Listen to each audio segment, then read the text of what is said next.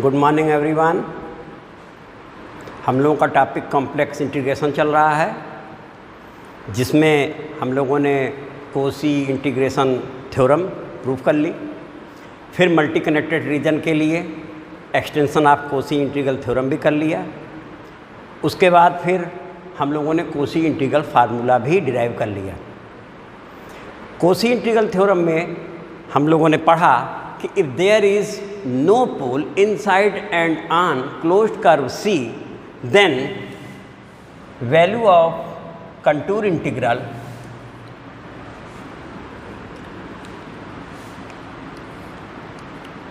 fz dz equal to 0. If there is no pole inside and on closed curve C, then value of this integral is 0. अब प्रश्न उठता है कि अगर अंदर पोल हो तो इसका मतलब 0 नहीं होगा। ऐसी स्थिति में कोशी जी ने कोशी इंटीग्रल फार्मूला ड्राइव किया और उस फार्मूले को हम लोग प्रूव भी कर चुके हैं। तो उसी के आधार पर अब आगे और हम लोग बढ़ने जा रहे हैं, जिसमें Cauchy integral formula for derivative of an analytic function proof करते हैं आज। और फिर हम देखेंगे कि इंटीग्रेशन को देख करके कैसे वो आंसर डेरिवेटिव फॉर्म में आएगा, और आगे चल के उसका यूज़ फिर टेलर सीरीज़, लॉरेंट सीरीज़, इनके एक्सपेंशन में होगा। तो मोस्ट इम्पॉर्टेंट टॉपिक है Cauchy integral formula for derivative of analytic function fz। तो अब बेटा इसमें हम लोग सबसे पहले स्टेटमेंट नोट करते हैं। तो लिखो बेटा,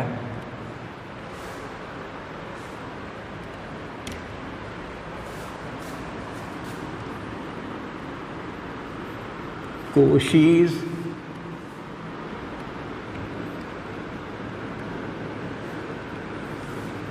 integral formula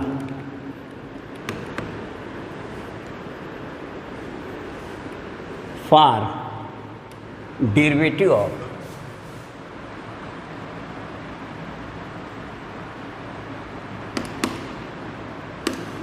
analytic function, analytic function, ये बेटा हम लोगों का टॉपिक है। और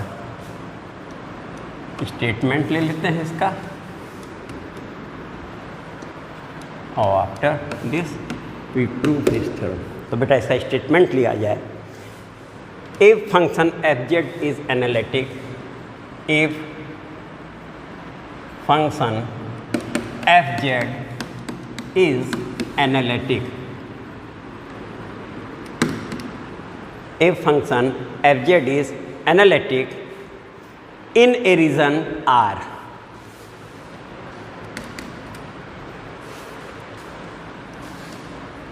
in a region R. So if a function is analytic in a region R, then its derivative, then its derivative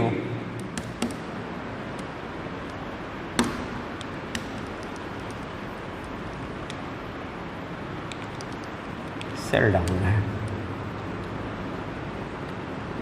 then its derivative at z equal to a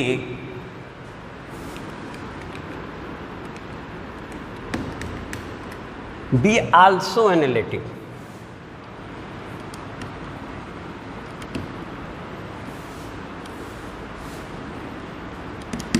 If function fz is analytic in region R, then its derivative at z equal to a in R. ये कहाँ है बेटा? In R. B also analytic. तो यहाँ बेटा हमारा function analytic है, उसका derivative at z equal to a point पर एनालिटिक है, and is given by f dash a and derivative at z point z equal to a equal to 1 upon 2 pi I integration along closed curve f z upon Z minus A square D Z. ये बेटा है if function F Z is analytic in a region R then its derivative at Z equal to A in R be also analytic and is given by this formula F dash A equal to 1/2 pi I integration along closed curve F Z upon Z minus A whole square D Z where C is C is closed curve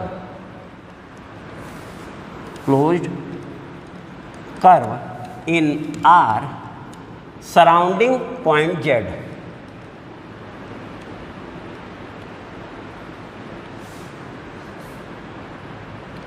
Surrounding point Z equal to A. तो ये बेटा ये हमारा statement है। अब इसका proof लिया जाए कि देखा जाए कि सही में आंसर आ रहा है कि नहीं आ रहा है। तो प्रूफ पे बेटा आ जाए। तो proof of this theorem,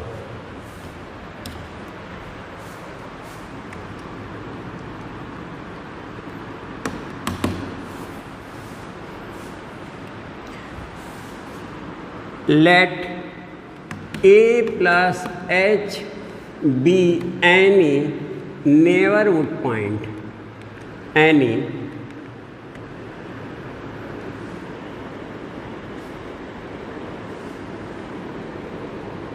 neighborhood point,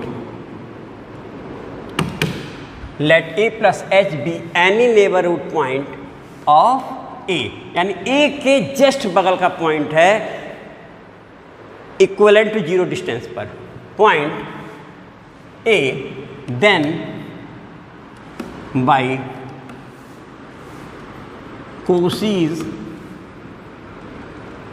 integral formula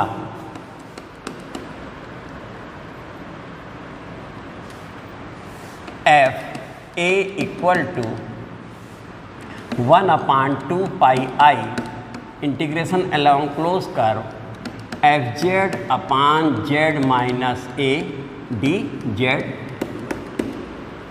तो अब ये हमारा कोसी इंटीग्रल फार्मूला है। तो a plus H neighbourhood point है, इसका मतलब a प्लस एच रखने पर ये वैल्यू z की इसे सेटिस्फाई करेगी। f a plus h equal to 1/2 pi I integration along close curve F Z upon Z minus A plus h बेटा डी जेड नंबर 2 हो गया। तो एफ ए ये हमें मालूम है नेबरहुड पॉइंट है, तो ए के प्लेस पे ए प्लस एच रख के हमने ले लिया। सब्सट्रैक्टिंग 1 फ्रॉम 2, एक को 2 में से घटाने पर f A plus H minus F A equal to बेटा, अब देखो 1/2 पाई आई इसमें भी है, 1/2 पाई आई इसमें भी है, कॉमन ले लेते हैं। इंटीग्रेशन अलॉन्ग क्लोज कर्व दोनों में है और साथ में एफ जेड डी जेड भी दोनों में है। तो हम लोग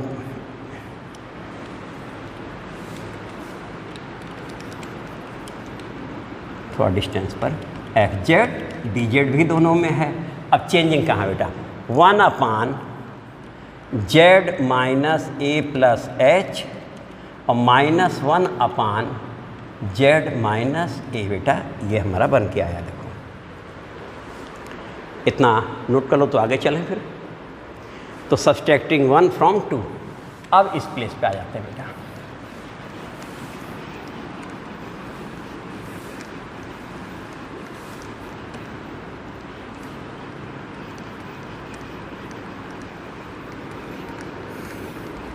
ये बेटा हो गया हम लोगों का F A plus H minus F A equal to 1/2 pi I integration along close curve, हमारा एलसीएम बन गया Z minus A plus H into Z minus A, ये हमारा एलसीएम हो गया बेटा देखो। और ये बना Z minus A minus Z plus A plus H F Z D Z, ये भी हो गया बेटा। और इसी को हम लोग लिख सकते हैं इसके बाद, this is equal to 1/2 pi आई। अब देखो ये z से z कैंसिल हो गया, a से a कैंसिल हो गया, h हम लोग लेफ्ट हैंड साइड में लेते आते हैं बेटा। तो h लेफ्ट हैंड साइड में ले आए तो ये बन गया F A plus H minus F A upon H equal to 1/2 pi I integration along close curve F Z D Z upon Z minus A plus H into Z minus A बेटा। ये हमारा इतना हो गया। अब limiting case लेते हैं, क्योंकि h तो नियरेस्ट टू a था, तो for h tending to 0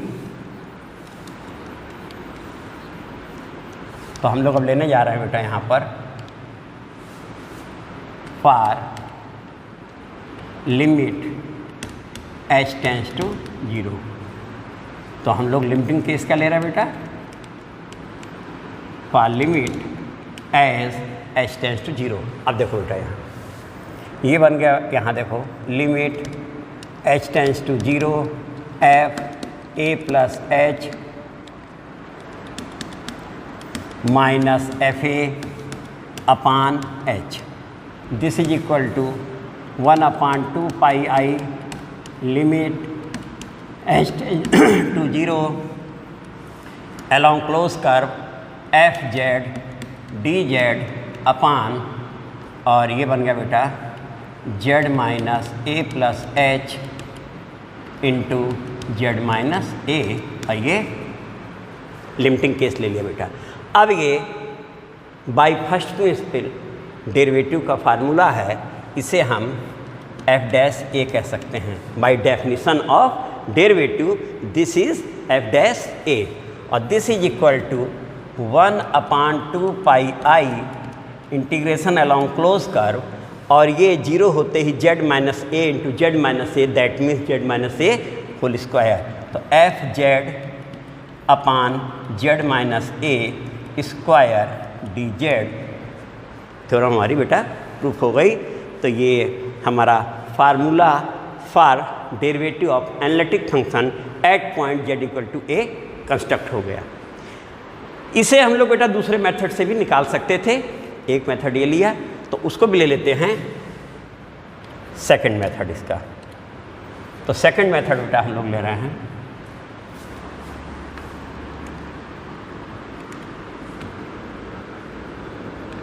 second method में आए बेटा, तो इसमें हम लोगों ने बाई कोसीज इंटीग्रल फॉर्मूला हमें एफ ए इक्वल टू मिल गया 1/2 pi I integration along close curve F Z upon Z minus A D Z number 1। Differentiating 1 partially with respect to A, तो बेटा जैसे ही डिफ्रेंशिएट करेंगे तो ये पोर्शन तो एफ डैश ए बन जाएगा 1/2 पाई आई, और बाकी सब कांस्टेंट ट्रीट किए जाएंगे, केवल एक रिस्पेक्ट में होना है। तो ये बन गया बेटा देखो एफ जेड, और इसका हो गया -1 Z minus A square into -1 D Z. और तुम देखो बेटा ये माइनस और माइनस प्रोडक्ट होकर के हमें मिल गया 1/2 pi I integration along close curve F Z D Z upon Z minus A square, जो कि अभी हम लोग प्रूफ करके लाए थे। तो ये ऐसे भी लाया जा सकता है बेटा। अब इसके आगे डबल डैश ट्रिपल डैश यानी 2 टाइम्स डेरिवेटिव 3 टाइम्स डेरिवेटिव यानी n टाइम्स डेरिवेटिव का भी फार्मूला हम लोग निकाल लेते हैं। तो इसे हम यहाँ लिख देते हैं बेटा तो हमें एफ डैश ए मिल गया 1/2 pi I integration along close curve F Z D Z upon Z minus A square. ये हमारा बेटा नंबर 2 हो गया।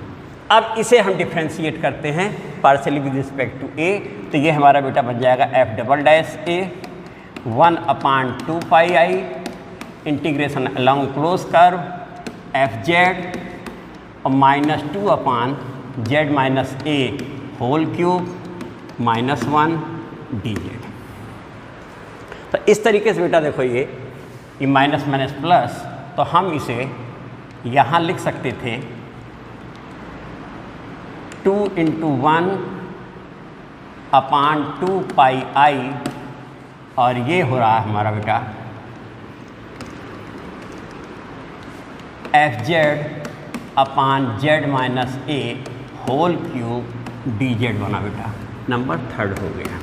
इसे फिर हम लोग एक बार कर लेते हैं। तो ये बेटा देखो इस तरीके से एफ ट्रिपल डैश ए अगर करें तो तुम देखो बेटा इसे हम यहाँ पर आपकी -3 और -1 हो गए प्लस हो जाएगा, तो इसे हम कह सकते थे फैक्टोरियल 2। तो आपकी बात 3 × 2 × 1 that means factorial 3/2 pi I integration along close curve F Z upon, और ये पावर -3/4 हो जाएगा ये, तो जेड माइनस ए पावर 4 डी जेड। और इतने से बेटा क्लियर हो गया कि अगर हम इसका n टाइम्स डेरिवेटिव करते तो यहाँ हमें फैक्टोरियल n मिल जाएगा, और 2 पाई आई integration along close curve F Z D Z upon Z minus ए पावर n+1। तो इस तरीके से बेटा n टाइम्स डेरिवेटिव का भी फार्मूला हम लोगों ने लिख लिया, और ये मोस्ट इम्पॉर्टेंट फार्मूला है। इसका एप्लीकेशन इंटीग्रेशन करने में तो होगा ही हमारा, क्योंकि ये इस तरीके से न दे करके ये इंटीग्रेशन हमारे पास होगा। उस समय हम इसे ये भी कह सकते हैं कि integral along close curve F Z upon Z minus ए पावर n+1 डी जेड। अगर ऐसा कोई इंटीग्रल है तो इसका हम आंसर दे सकते हैं equal to 2 pi i upon factorial n f n times derivative के। या इसे हम बेटा ऐसे भी लिख सकते थे दूसरे वे में, d n d z n f Z और जेड इक्वल टू ए, ये भी बोल सकते हैं। n times derivative f z का और जेड इक्वल टू ए, ये भी बेटा कह सकते हैं। तो इस वे में ये यूज़ होगा और आसानी से हम क्वेश्चन यहाँ लगा लेंगे। लेकिन यहाँ पर ये जेड माइनस ए क्या, जेड इक्वल टू ए पोल है। यहाँ पर हमारा जो पोल है वो आर्डर n है, आर्डर n का पोल है। तो पोल हमारा यहाँ उसके रिपीटेड पोल हो जाता है, यानी अगर केवल एक पोल है तो एफ ए आया था, 2 पोल हो रहा है तो एफ डैश ए आ रहा है, और दोनों पोल ए हैं तो पोल ऑफ आर्डर 2 है तो एफ डबल डैश ए, और पोल ऑफ आर्डर 3 है तो f double dash a, pole of order 3 है तो एफ हमारा 3 हो जाएगा। तो यानी एक पोल तो डेरिवेटिव नहीं, 2 पोल तो एक बार, 3 पोल तो 2 बार। इस तरीके से हम लोग उसे चेक करके लगा सकते हैं इस फार्मूले का यूज। तो इस पर क्वेश्चन तो बेटा लगाया जाएगा, अगले लेक्चर में हम इस पर क्वेश्चन लेंगे, और साथ में उसके बाद क्वेश्चन लेने के बाद हम लोग टेलर सीरीज और लॉरेंट सीरीज लिया जाएगा विद प्रूफ। प्रूफ की वैसे ज़रूरत नहीं पड़ती है, उसका यूज़ स्टेटमेंट से ही हो जाता है। लेकिन कोई भी थ्योरम हो या सीरीज़ हो, जब तक वो सर्टिफाई ना हो जाए तब तक ना वो समझ में आती है ना याद होती है। तो याद होने के लिए आवश्यक है कि उसका प्रूफ लिया जाए, और बाकी कंप्लीट बेसिक आइडिया रहने पे ही आगे विषय वस्तु बढ़ती जाती है बेटा। तो अगले लेक्चर में इस पर क्वेश्चन लगाया जाएगा बेटा। Thank you.